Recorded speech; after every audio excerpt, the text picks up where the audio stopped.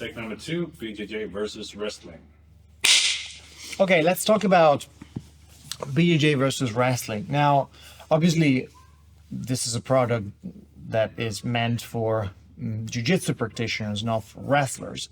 Nonetheless, this chest-to-back exchange right in front of the elbow or behind the elbow is a situation that happens all the time in wrestlings, and obviously we need to be sort of on the lookout for positions that we can learn from wrestlers, specifically when it comes to the interplay between different postures. So in jiu-jitsu, if you've ever played this position, you will have encountered something like what is usually referred as turtle. So turtle is a situation in which my partner is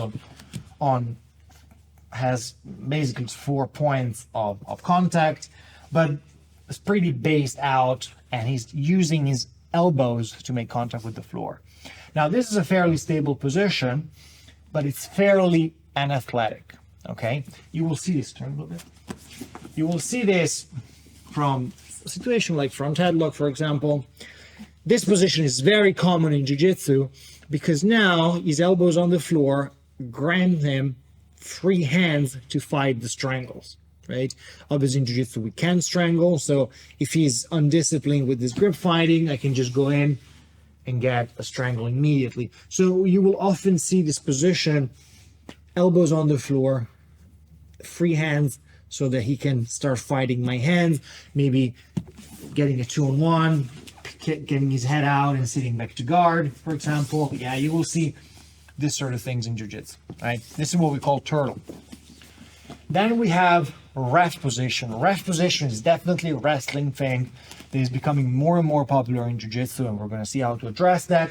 It's a situation in which my partner has his hands on the floor. Now, why would my partner do that? Well, now he's much more athletic. If I want to try to go behind him, he can catch me. If he wants to start standing up, it's just much more athletic. If he wants to start circling, it's just much more athletic position. So it's definitely something we have to have an answer for. Otherwise, people are just going to stand up on us, and we're not going to be able to get anything done, or just to keep top position. The third position, which possibly is even less common in, as you work traditional jiu-jitsu, just traditional Brazilian jiu-jitsu, is what is known as a quad pod, or 4 point, which is exactly this position right here. Okay, again, now he has a much higher degree of athleticism. He's basically one step away from standing completely up. He just walks his hands to his feet or vice versa, and he just stands back up. And he's also incredibly athletic when it comes to circling. So when he goes to circle, he can circle quite fast and start threatening my back and just getting out of the position, potentially into an offensive cycle. So these are the 3 main positions that we're going to be working with.